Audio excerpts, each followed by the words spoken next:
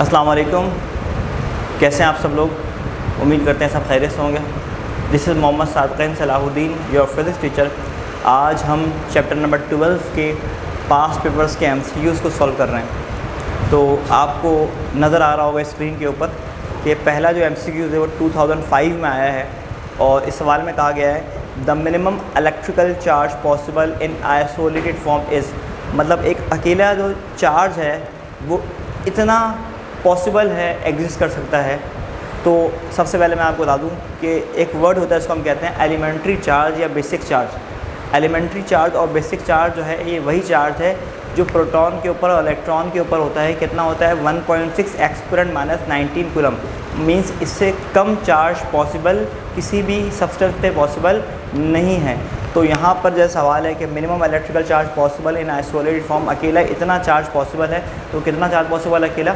1.6 exponent -19 coulomb. Option A जो है वो राइट आंसर होगा।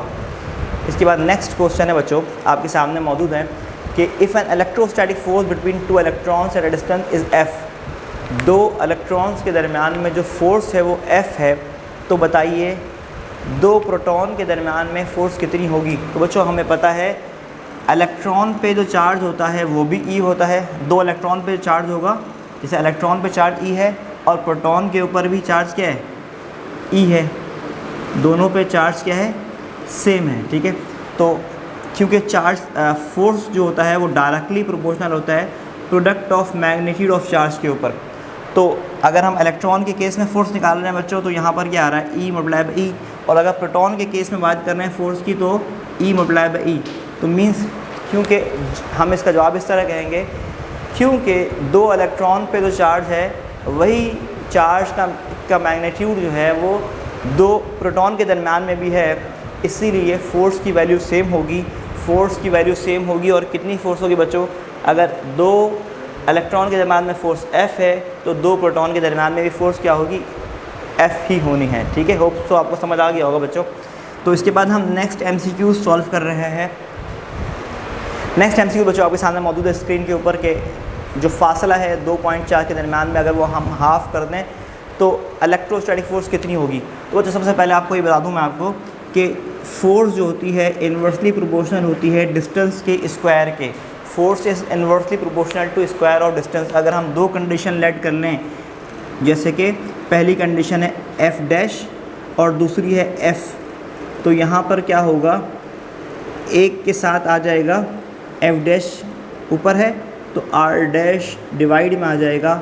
अगर एफ़ नीचे है तो आर ऊपर आ जाएगा, इस तरीके से। ठीक है, तो मीन्स मैंने इस रिलेशनशिप से दो वैल्यूज़ को कंपेयर किया मैंने इस तरीके से कि एफ डैश एक वैल्यू एफ़ और एक आर, फोर्स एफ़ और डिस्टेंस आर। दूसरी कंडीशन फोर्स एफ डैश और डिस्टेंस आर डैश। तो इन्वर्स रिलेशन का मतलब होता है एफ डैश के नीचे आर डैश आ गया और एफ़ के ऊपर नोमिनेटर में आ गया आर। ठीक है, तो आपको सवाल में कहा गया है कि जो डिस्टेंस है वो क्या कर रहे हैं हम लोग? हाफ़ कर दे रहे हैं। मीन्स जो आर डैश है बच्चों वो हाफ़ ऑफ आर है, इस सवाल में ये कहा गया आपको। तो मैं ये करूँगा कि जहाँ पर लिखा होगा आर डैश मैं वहाँ लिख दूँगा हाफ़ आर। ठीक है, और स्क्वायर मैंने वैसे ही लगा दिया बच्चों। तो अब क्या होगा? आर स्क्वायर ऊपर वैसे ही आएगा और ये होगा 1/4 और आर स्क्वायर। आर स्क्वायर से आर स्क्वायर क्या हो जाएगा? कैंसिल हो जाएगा।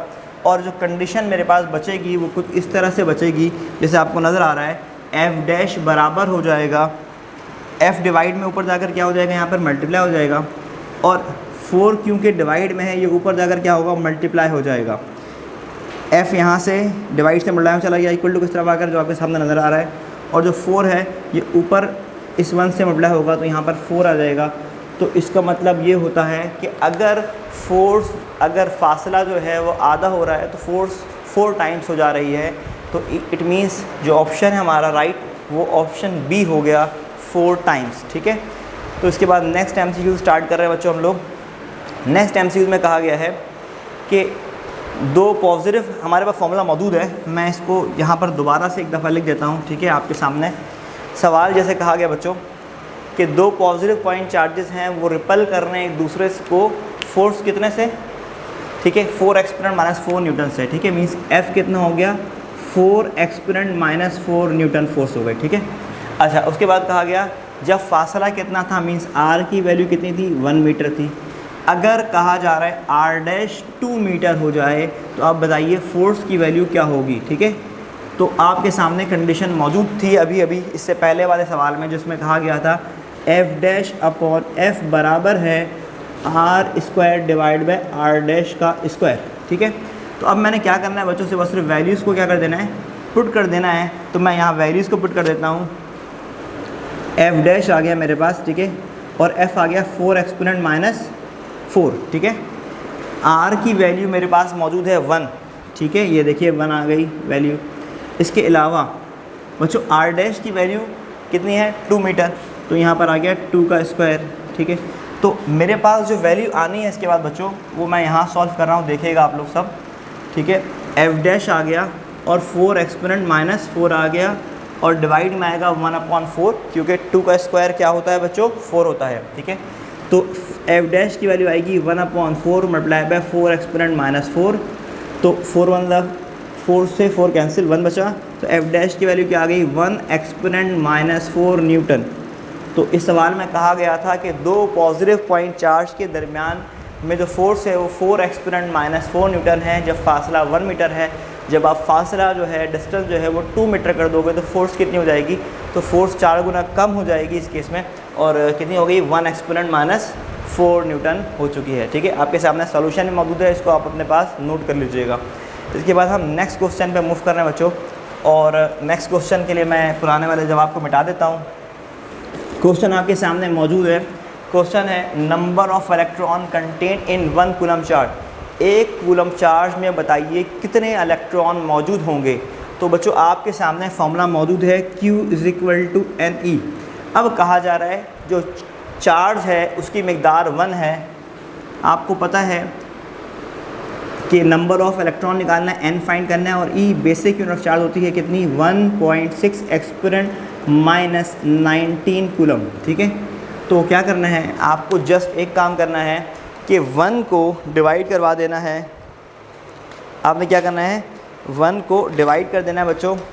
किससे डिवाइड कर देना है आपने, 1 को डिवाइड बाय 6, 1.6 एक्सपोनेंट माइनस 19 से डिवाइड करना है, और आपकी वैल्यू आएगी 6.25 एक्सपोनेंट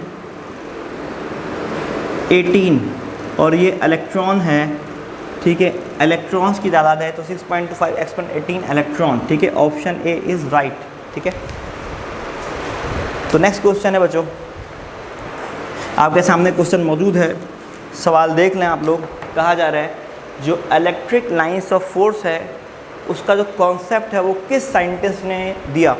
तो ये बुक की लाइन से MCQs आया हुआ है 2006 में, और आपको बता रहे हैं कि इलेक्ट्रिक लाइंस ऑफ फोर्स का जो कॉन्सेप्ट था वो फैराडे ने पेश किया था, ठीक है। तो इसका आंसर क्या होगा, फैराडे होगा, ठीक है। नेक्स्ट क्वेश्चन है which of the following can not be the unit of electric intensity. इनमें से कौन से यूनिट इलेक्ट्रिक इंटेंसिटी की यूनिट नहीं है, ठीक है।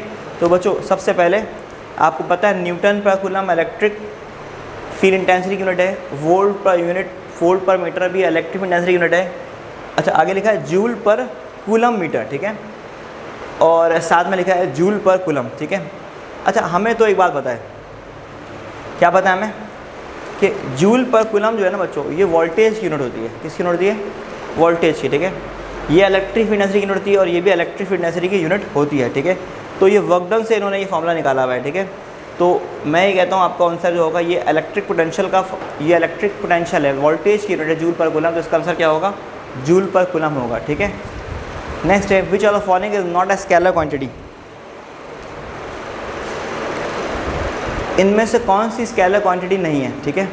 सबसे पहले electric potential, electromotive force, electric flux, electric intensity, ठीक है। तो बच्चों ये potential means voltage, voltage is a dot product of electric field intensity and displacement. जो डॉट प्रोडक्ट होता है उसका आंसर स्केलर आता है, तो ये भी स्केलर, और ये भी तो पोटेंशियल ही होता है। इलेक्ट्रोमोटिव फोर्स भी क्या होती है, पोटेंशियल ही होता है, ठीक है। और वो पोटेंशियल होता है जो दो बैटरी के दो एंड्स के दरमियान में होता है। जब बैटरी को हम किसी और एक्सटर्नल सर्किट से कनेक्ट नहीं करते तो जो पोटेंशियल होता है बैटरी के दो एंड्स में, उसको बोलते हैं इलेक्ट्रोमोटिव फोर्स। तो ये भी वोल्टेज ही होता है, तो ये भी स्केलर क्वांटिटी नहीं, ये भी स्केलर क्वांटिटी है, ठीक है।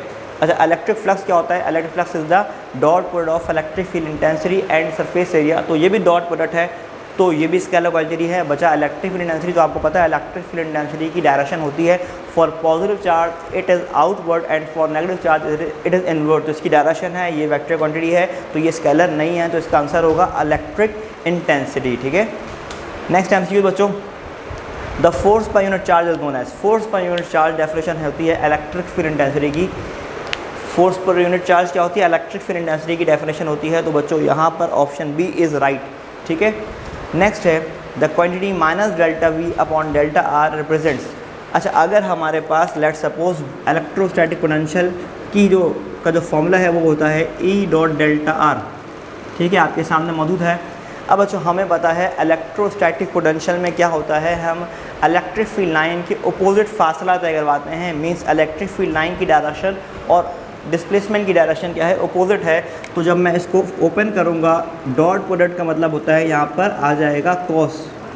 ठीक है, कॉस अपोजिट के लिए क्या होता है? 180 डिग्री होता है बच्चों। तो कॉस 180 डिग्री में जब मैं लिखता हूँ तो यहाँ पर आता है -1। क्या आता है? -1 आ जाता है बच्चों।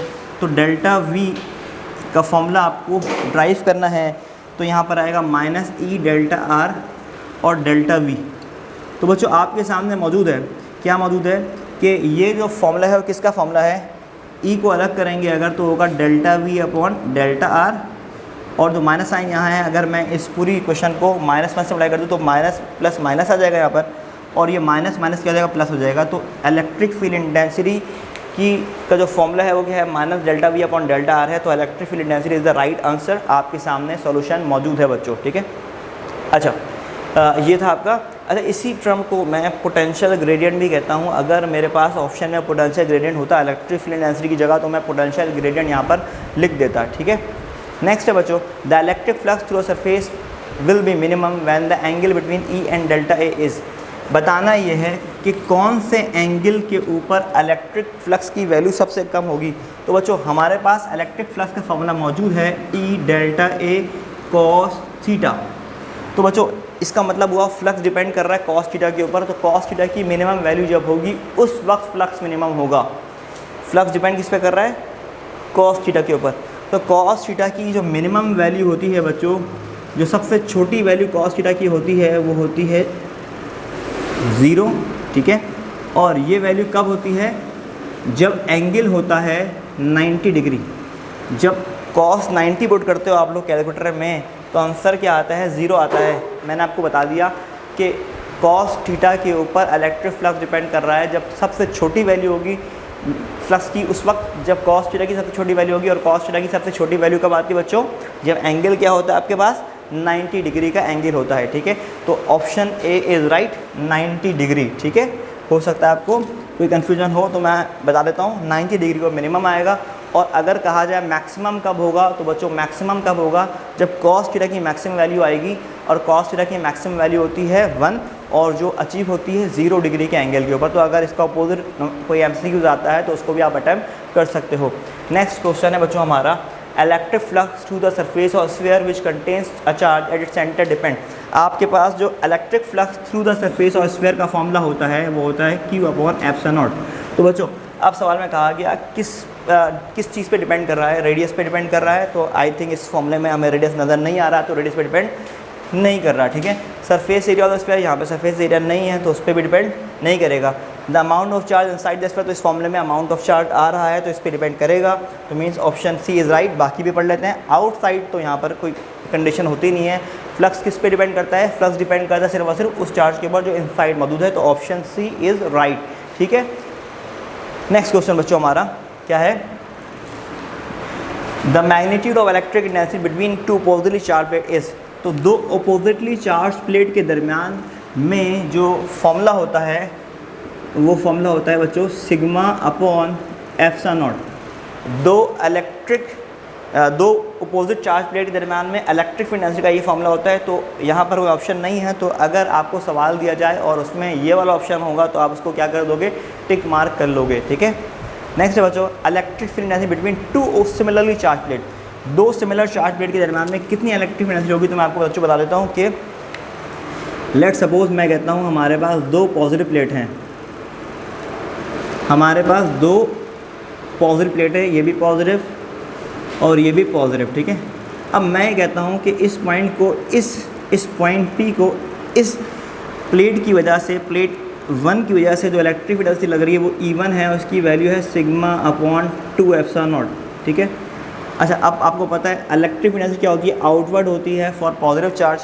तो ये भी पॉजिटिव प्लेट है, तो यहाँ पर E2 की वैल्यू भी होगी सिग्मा अपॉन 2 एप्सिलॉन नॉट। मैंने क्या किया है बच्चों, सबसे पहले मैंने ये किया कि दो प्लेट सपोज कर लिए जिन पे चार्ज सेम नेचर का था, पॉजिटिव नेचर का चार्ज था, ठीक है। तो इस प्लेट के नियर ये पॉइंट P है, तो इस पॉइंट P पे जो इलेक्ट्रिक फील्ड एनर्जी होगी वो कितनी होगी, सिग्मा अपॉन 2 एप्सिलॉन नॉट होगी। अब इस पॉजिटिव प्लेट के भी ये पॉइंट P नियर लाई कर रहा है, तो यहाँ पर भी कितनी इलेक्ट्रिक फील्ड एनर्जी होगी, सिग्मा अपॉन 2 एप्सिलॉन नॉट। तो आपको दिख रहा होगा दोनों इलेक्ट्रिक फील्ड इंटेंसिटी इक्वल भी हैं और अपोजिट भी हैं, तो दोनों आपस में कैंसिल हो जाएंगे और यहाँ पर आंसर क्या आएगा बच्चों, 0 आएगा, ठीक है। दो अपोजिट प्लेट के दरमियान में दो सेम प्लेट्स हैं, तो उनके दरमियान में जो इलेक्ट्रिक फील्ड एनर्जी वो कितनी बच्चों, 0 है, तो यहाँ पर आंसर क्या होगा, 0 होगा। तो नेक्स्ट क्वेश्चन है बच्चों हमारा कि 1 जूल पर कूलम किसके बराबर है। तो आपको पता है वोल्टेज क्या होता है, वर्क अपॉन चार्ज, तो work unit joule, charge unit coulomb, तो जूल पर कूलम क्या है, वोल्ट होता है, तो 1 जूल पर कूलम क्या होगा, वोल्ट होगा। तो ऑप्शन डी इज़ राइट, ठीक है। Next MCQs, the change in potential energy of a unit charge between 2 points in an electric field is called. जो पोटेंशियल एनर्जी चेंज हो रही है इलेक्ट्रिक फील्ड में वो किसके बराबर है। मीन्स बच्चों अगर मैं इस फॉर्मूले को जो मेरे पास ऑलरेडी लिखा हुआ है मैं इसी को अगर दोबारा से लिख दूँ तो आपके सामने आ जाएगा। इलेक्ट्रिक पोटेंशियल का फॉर्मूला होता है वर्क अपॉन चार्ज। आपको पता है वर्क और एनर्जी बराबर होती है, तो वर्क का मतलब चेंज ऑफ पोटेंशियल एनर्जी मैं लिख सकता हूँ डिवाइड बाय चार्ज। तो बच्चों किसके बराबर है, इलेक्ट्रोस्टैटिक पोटेंशियल या वोल्टेज या पोटेंशियल डिफरेंस, तीनों बात एक ही चीज़ के नाम है। Electric potential, voltage, electrostatic potential तीनों एक ही नाम है और वो डेल्टा V से शो हो रहा है। तो option C is right, potential difference, ठीक है।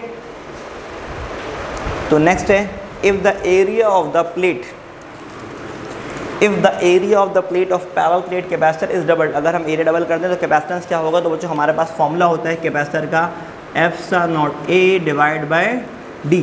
फॉर्मूला होता है कैपेसिटर का epsilon not A upon D। तो अगर एरिया को हम क्या कर दें बच्चों, डबल कर दें, तो कैपेसिटेंस भी क्या हो जाएगी, कैपेसिटेंस भी डबल हो जाएगी, ठीक है। तो option D is right. Next MCQ है बच्चों हमारा, with the induction of dielectric between the plates of capacitor it's capacitance is.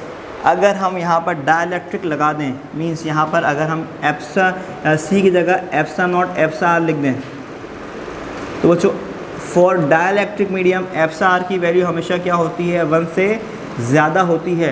तो अगर एप्सा आर इस डाइलेक्ट्रिक मीडियम के लिए कैपेसिटेंस का फॉर्मूला बच्चों ये होता है आपके सामने।